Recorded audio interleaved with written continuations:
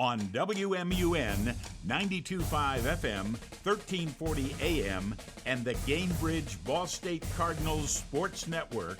Welcome to This Week in Ball State Sports, highlighting the Cardinal teams, administration, alumni, and community.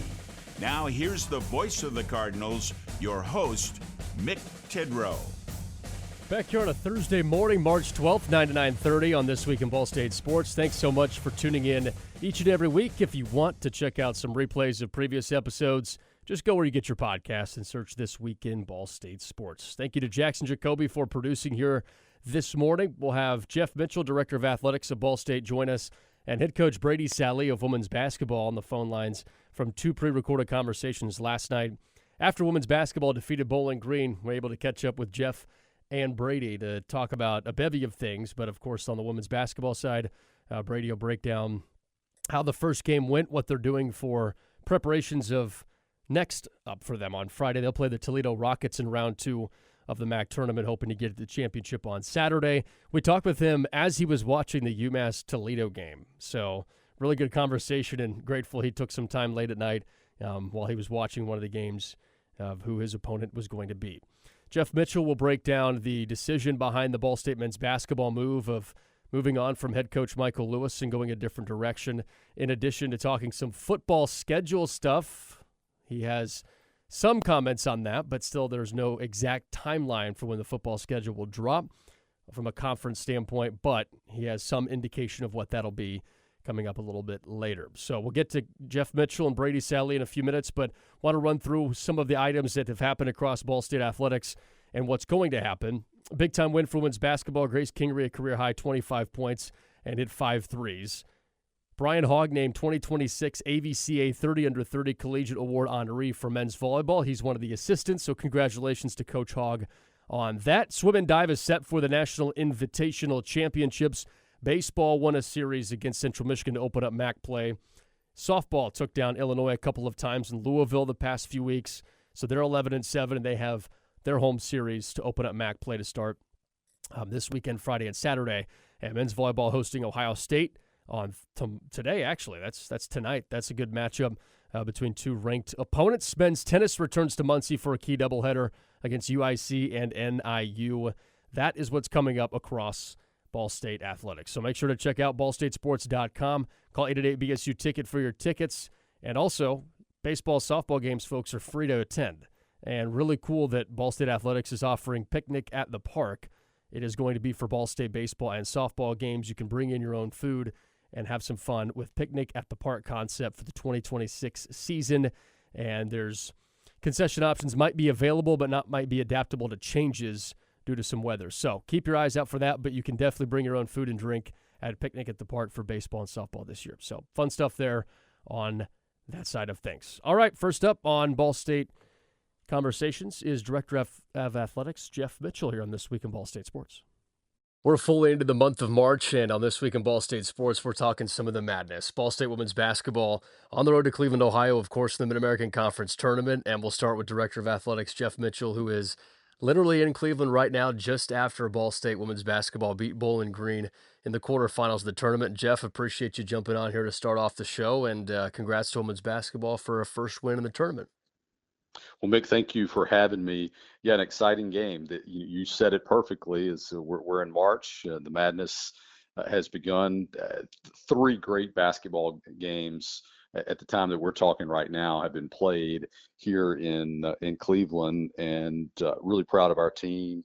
The way we played, had to battle through a little bit of adversity in the beginning of the second half, got sped up a little bit and turned the ball over, but eventually settled down and got back to the way we play. Coach Sallee actually addressed that in the post-game press conference. So really pleased with the way we moved the ball though overall, and we had a great crowd here on Wednesday, and looking forward to seeing Cardinal Nation show out on Friday in the semifinals.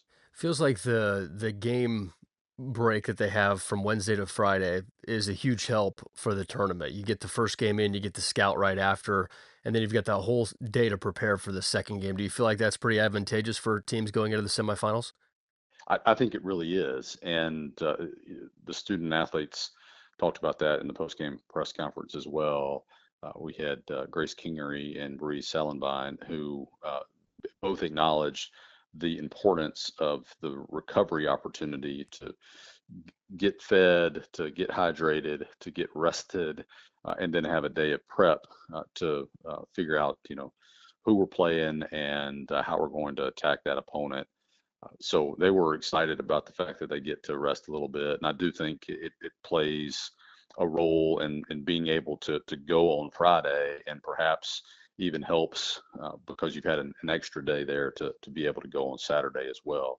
But we'll of course take it one game at a time. Ball State Director of Athletics Jeff Mitchell with us here live from Cleveland, Ohio, in a pre-recorded conversation at the Mid-American Conference Women's Basketball Tournament. We'll have Brady Sallee coming up next as well, Ball State women's basketball head coach, after the win against the Bowling Green Falcons. Jeff, on the men's basketball side of things, decided to move on from head coach Michael Lewis at the head coaching position. What all went into that happening?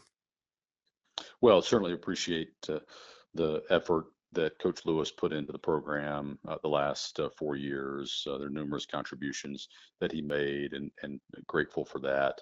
We talked earlier in the week about it being a decision rooted in just metrics when it comes to wins and losses, and that's what it was. And so we're looking now to find another leader for the program, and looking to get back in the win column and get back to Cleveland and the conference tournament and compete for championships. And again, I think that's a really important part of our program and the history of our program, and looking forward to getting that underway soon. What are the next steps in that process between now and hiring somebody, just because of the timeline that comes up with the nature of college basketball season? Yeah, well, it starts almost instantaneously. My phone has, as I've told people, has been convulsing the last several days with phone calls and text messages and voicemails. And, we're looking forward to having conversations with coaches. Agents are involved, and we're running everything through our search firm partner. And we'll begin having really significant conversations here in the next couple of days. We've had a few organizational meetings and been able to line up some interested candidates. There's been no shortage of interest making the job, which I'm very pleased about, and looking forward to having some very meaningful conversations here in the next couple of days. Again, no time frame on the search. We've got an opportunity to do a thorough, thoughtful search, which is really important to me. I've said that before in some of our other head coaching searches, and that will also be the case with this one. We've got some flexibility because you've got other conference tournaments that are being held this week. You go into the NCAA tournament starting next week, and so you have to exercise some patience as we look for windows to talk to prospective candidates. Again, the aid of the search firm is really helpful as we do that, because it takes some of the stress of the scheduling off of us, so that we can continue to do the research and connect the dots when it comes to finding the next leader of the Ball State men's basketball program. Ball State Director of Athletics Jeff Mitchell with us here on This Week in Ball State Sports, talking both basketball programs. Moving over to the spring sports, Jeff, before we let you go here, as you're in Cleveland, you've got meetings, you've got stuff going on here throughout the course of the next couple of days. Ball State softball picked up some pretty big wins in the non-conference schedule. 2 wins against Illinois, 1 against Louisville. They finish up 11-7 before this weekend against the Akron Zips. Yeah, I am so proud of this program that they're playing at a high level, and Coach Helen Pena and her staff are just doing a terrific job coaching these talented student athletes, and they're having a lot of fun on the softball diamond. And I know they're looking forward to playing on their new field at home this weekend, and going up against Akron, which should be a great series, and looking forward to following them along as they open up their home slate this weekend. And I can't say enough about the way they are playing, and it's really, in terms of their pitching prowess, their defensive ability, and certainly the way they're hitting the ball too and manufacturing runs. They're exciting to watch. It's an exciting brand of softball, and I'm very proud of them. We'll have a special guest in the broadcast booth with us on TV for ESPN Plus this weekend. Jenny Gilbert's coming up from Texas, and she'll be on TV with us. So Ball State Hall of Famer, All-American, going to share the booth. Going to be a really good time at the softball complex.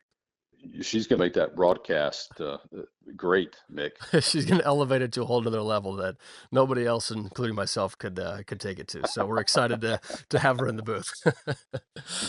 So thank you to Jenny. Thank you to everybody. It'll be fun because Ball State's former head coach, Craig Nicholson, coach of Akron, that was Jenny's coach. And so there's a lot of ties, really good fun happening at the softball complex. So if you can't make it out, we'll be on TV. But if you can make it out, come support Ball State softball as well. Jeff, on the baseball diamond, picked up 2 wins against Central Michigan this past weekend. Last game of Game 3 was absolutely iconic, down 10-5 going to the bottom of the ninth, score 6 runs and win it to win the opening series in the Mid-American Conference. That team's getting ready for Eastern Michigan coming up at home, but what a weekend to open up MAC play for them. Well, a little Shebeck magic at the ballpark on Sunday. It was fun to watch. All 3 games were come from behind victories, with Central Michigan doing it on Friday in the series opener. And then, of course, Ball State doing it on Saturday and Sunday. I thought that we played pretty well. There were times where we made some mistakes that let, I think, Saturday's game get away from us. But Coach Maloney likes what he's got in his club. We played a difficult non-conference schedule and dropped a road contest at Kentucky earlier in the week. But there's some rhyme and reason behind doing it is to prepare you for MAC play and prepare you for those games where you have to battle for 9 innings, including putting together a 6-run frame in the bottom of the ninth to win in walk-off fashion to claim a series win. And so they're wired to compete. That's a non-negotiable in a Rich Maloney baseball program.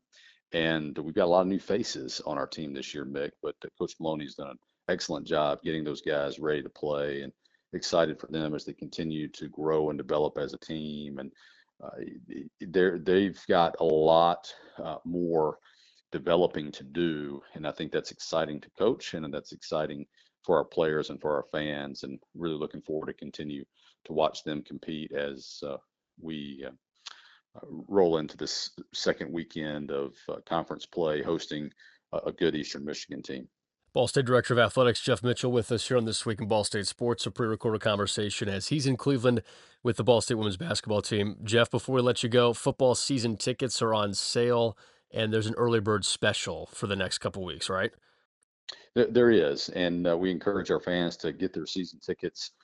It is one of the most important decisions and important actions that our fans can make, is to buy season tickets to any of our ticketed events, but certainly football. And our fans have been loyal. Our fans have been excellent. Our fans are excited, I think, about what Coach Yurmovich and his staff are doing.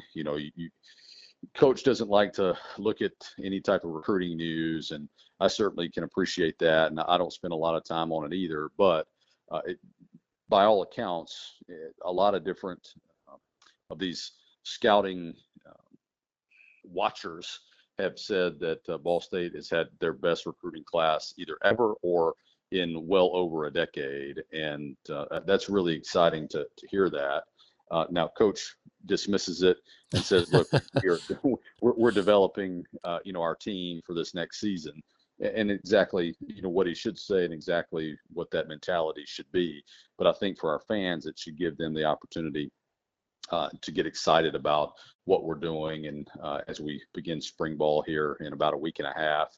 And I know there's a burning question out there, Mick. I may beat you to the punch here on when is the conference schedule going to be released, and the answer is soon. That's exactly what the Mid-American Conference tells me, because I keep wearing them out too, along with other colleagues across the league. And soon, it's coming soon. I do fully expect it to be public at some point next week, and looking forward to seeing what's on the schedule and getting after it here in the fall of 2026. You did beat me to it, and I'm glad you did, because you answered it perfectly. That's a great way to put it, and we can't wait to see what those schedules look like and where Ball State football is headed to this fall. Jeff, appreciate your time as always. Bring us home a trophy from Cleveland. Appreciate you. Thank you, Mick. Go Cards. Behind every strong hip and knee, Behind every strong shoulder, Good catch. behind every strong team, is our highly skilled team of experts in orthopedics. IU Health is the official healthcare and sports medicine provider of Ball State Athletics, and we're here to keep you moving. From acute injuries to chronic pain and conditions, go where the athletes go. Walk-in appointments for new injuries are available Monday through Friday from 7:30 a.m. to 4 p.m. And you can always schedule a same-day or next-day appointment and wait from the comfort of your home. Visit iuhealth.org/MuncieOrtho to learn more. Sometimes it's not the moment. It's the moment before the moment. The moment you make a choice. The moment you take control. The moment only you can own. GameBridge lets you invest on your terms. So you're not only in charge of this moment, but all the moments to come. Start investing now.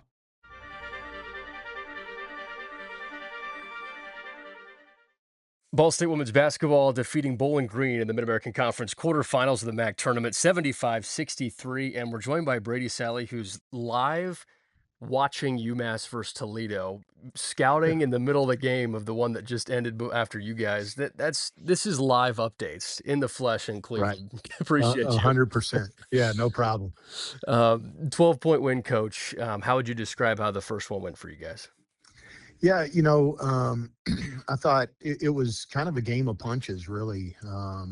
They came out and were playing pretty well. I thought we're playing pretty fast. We kept it within reason, and then we made a pretty good run there and punched back and kind of took control of the game going into half. And then this time of year you're just gonna get teams that are playing for their lives, and we had it under control, and we got a little bit loose with kind of some shaky offense. We missed a couple shots that we're used to making, and they turned them into offense, and the next thing you know, they hit a couple threes, and it's like, oh man, we got a game here. But in that moment, our kids, like they've been all year, they were saying the right things. They were talking about we're not going home. I mean, they knew what they had to do. And so I just went into the huddle and I said, hey guys, like all we got to do is be who we are. We don't have to change anything. We don't have to adjust anything. We just have to be who we are. We have to share the ball. We have to rebound. And if we'll do those two things, we'll make the hustle plays. We'll survive to Friday. And then we went out and kind of put the game away with Grace and Bree hitting some big time shots. Shots that, it's what March is about. So really proud of my group. And, I always think the first one's the hardest one. And so we got that one out of the way. You mentioned Grace and Bree combined for 43 points, also shot 9 of 16 from 3. You mentioned the late game scenarios, too, that make March what March is. Those were off long rebounds leading to open threes. Mm-hmm. It seems like those really opened up the game. I mean, think about this. Like, one of the big ones was Grace getting an offensive rebound and kicking it to Bree.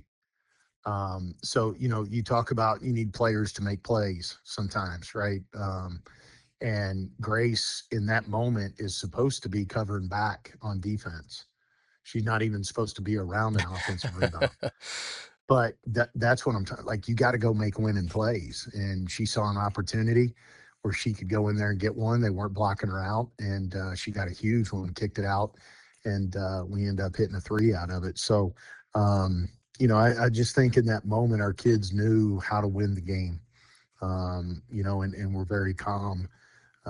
When a bunch of new kids to this environment could have been cuckoo, and they were anything but that. Anise almost pulled in a triple-double today, 8 points, 8 rebounds, 6 assists. What'd you see from her? Well, I was really interested, Mick, to see all these young kids and new kids here, Carson and Bree included, how they would react on this stage and with the pressure and the environment and all the stuff, and you think about my past teams that, we've been up here so much, and the experience that some of those kids had coming up here, and they knew what to expect. They, were calm in the storm. Well, this group had none of that. They had 4 kids that have been here before that talked to them a lot about it, answered a lot of questions about it. But I thought Anise was great. She came out right out of the chute, and you could see her energy to go get rebounds. Defensively, she was unbelievable. Some of the block shots she had. She did everything you need to win a game, right? Scored a little bit, rebounded big time, played defense. I mean, it's just a kid that you've got to have on the court in crunch time. And man, she was special today. And you mentioned Bree and Carson not having MAC tournament experience, but they've had a lot of Hmm. college basketball experience. It Hmm. seems like Yeah. that really helped settle things into from the start. Well, like Bree, for instance, you think about in that moment the program she's coming from, right? And Exactly. so with Gonzaga, like they're used to playing for championships, right? And so she's whether she was on the court or not, she's been in that game. She knows, the right things to say. She knows, the other team is going to try, and they're going to try really hard. They're not going to go away. So I thought her leadership was really big, and I thought Carson was kind of just a calming influence for us when they were trying to pressure us, and Carson handled it all. She got in a little bit of foul trouble and had to go with Gigi for a little bit longer than probably I wanted to. But I had to get to that fourth quarter, and with Carson having two fouls to continue to play with, and so I felt like we were in control of the game. Let me get to the fourth quarter, and we can put her back in. And so I thought both those kids played like veterans, and it's certainly what you need this time of year. Head coach Brady Sallee, women's basketball, joining us from the Mid-American Conference Tournament. Quarterfinal victory over Bowling Green, 75-63. Coach, it seems like whenever teams are game planning to try and stop Tessa Towers, you have a Grace game like 25 tonight, 5 threes. Hmm. Bree Yeah. goes for 18 and 10. It seems like there's always a plan with however teams defend Tessa, whether they go one-on-one or they double her up. What have you seen from the team embrace whatever an opposing game plan is on your team? Well, we clearly play from the inside out, and it's that pressure that we can put on the rim with Tessa and with Alba and with Bree, with the way we can go rebound the ball. It's that pressure that leads to a lot of those open shots. Now, we play a lot of people that say, okay, Grace, forget it. You're not going to get one off. Yeah. And those are the games where you see Tessa have big numbers and Bree have big numbers, and that kind of thing. So today they sent the house at Tessa, and I thought Tess did a pretty good job of handling it, made a couple good passes out of it. But all of that led to a lot of people being open when Tessa would roll hard, when she would cut to the basket hard. It took a lot of defenders with her. And I thought we did a pretty good job of understanding where we had to get the ball. But there in crunch time, we did a great job with it. And, that ended up being a big story in the game. Coach, you're either playing Toledo or UMass in the semifinals on Friday. When you look at this next 24 hours, what do you want Hmm. this 24 hours to be for your team to get ready for Friday? Yeah, really. I want them to enjoy the heck out of each other in this environment, this moment. Every team in our league wants to win on Wednesday and be able to stay up here. And I think this is the hardest one to win, that first one, like I said. And so we need to recover. We need to hydrate. We need to eat well. We need to sleep. Get the ice baths, all the stuff. We'll prepare a little bit tomorrow for whoever we're playing. But I really just want them to enjoy who they are, who they've been, and really just embrace this experience, because I think, the experience is the part of it that we're able to give to these athletes, Hmm. that I think a lot of times people forget that's part of the job. Right? They get so hung. Oh, you got to win, and you got to buy it, and you got to all this and that. Okay, like ultimately, we got to give them a great experience in their time here. And I think if you do that and you do it well, the wins are byproducts. The success is a byproduct of giving a great experience to those kids, and this is part of it. So I want that for them. I want them, in 10 years to look back on this run Hmm. and just smile, right? And that's what, I'm able to do with last year's group, but I'm also able, I'm thinking walking out to play Bowling Green. I'm thinking of the upset when we beat Bowling Green when they were 25th in the country up here. And we made it to the championship game. And I'm like, I'm thinking of that team and how those kids remember those moments. You know what I mean? So that for me, I know that's a long-winded answer, but for me, it's more than just, hey, let's X and O, let's get ready to play. I want the other stuff too. We'll take care of all that stuff, but I want the other stuff too. And this group is really good with each other. They love hanging out with each other. They're loose. They're in a good place right now. Coach, last one for you before we let you get back to watching. You're in between watching and getting ready for Friday, but what are you, without going into too much of game planning or anything like that, but what are you looking for when you're watching Toledo UMass for this last game? Just honestly trying to steal a possession. Yeah. What can we do and just steal one or two possessions, whether it's UMass or Toledo? That's – you're not going to do something crazy right now. You're not going to trick any. You got to go be the best version of you.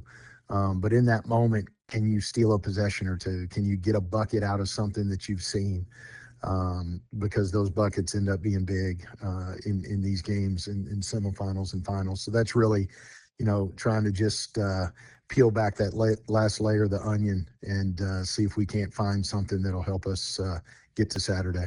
He's head coach Brady Sallee joining us on This Week in Ball State Sports in a pre-recorded conversation as he's watching Toledo and UMass to see who he's facing in the semifinals. Coach, appreciate you always and good luck the rest of the way. All right, go Cards. Behind every strong hip and knee. Behind every strong shoulder. Good catch. Behind every strong team is our highly skilled team of experts in orthopedics. IU Health is the official healthcare and sports medicine provider of Ball State Athletics, and we're here to keep you moving. From acute injuries to chronic pain and conditions, go where the athletes go. Walk-in appointments for new injuries are available Monday through Friday from 7:30 a.m. to 4 p.m. And you can always schedule a same-day or next-day appointment and wait from the comfort of your home. Visit iuhealth.org/MuncieOrtho to learn more. Sometimes it's not the moment. It's the moment before the moment. The moment you make a choice. The moment you take control. The moment only you can own. GameBridge lets you invest on your terms. So you're not only in charge of this moment, but all the moments to come. Start investing now.